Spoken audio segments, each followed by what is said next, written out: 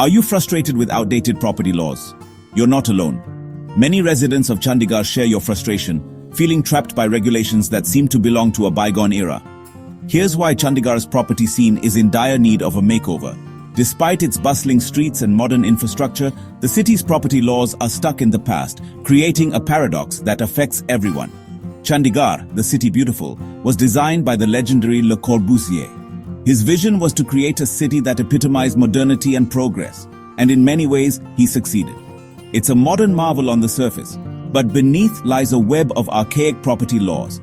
These laws are so outdated that they hinder the very progress the city was meant to symbolize. Imagine owning a share of a house but having zero control over it. This is a common scenario in Chandigarh, where co-ownership laws are so restrictive that they render property ownership almost meaningless. That's life in Chandigarh. Unlike most places, co-owners here can't sell or develop their shares. This legal limbo traps residents, especially seniors, who can't access funds for medical treatments, education, or even basic needs. This legal limbo traps residents, especially seniors, who can't access funds for medical treatments, education, or even basic needs. The inability to liquidate or develop property means that many are left in financial distress.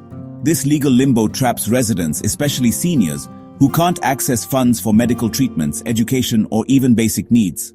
The inability to liquidate or develop property means that many are left in financial distress. Families are forced to compromise on their children's futures. Medical emergencies become crises. The financial strain is so severe that it affects every aspect of life, from education to healthcare. Social obligations? Forget it. The stress and financial burden make it difficult for families to participate in social activities, leading to a sense of isolation and community breakdown.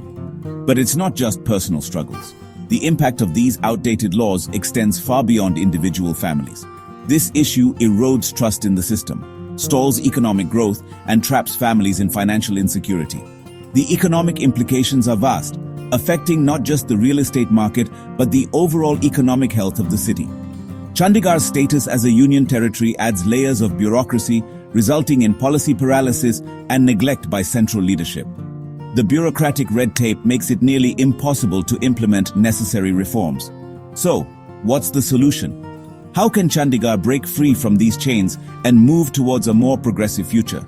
Legislative reforms to recognize share-wise ownership rights are crucial. These reforms would allow co-owners to sell or develop their shares, providing much-needed financial relief.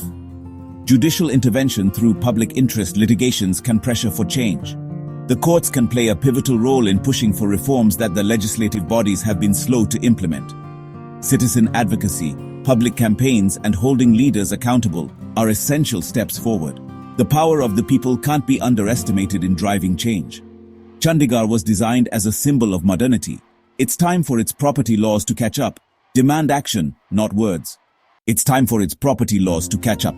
Demand action, not words. The city's residents deserve better, and it's up to all of us to ensure that change happens.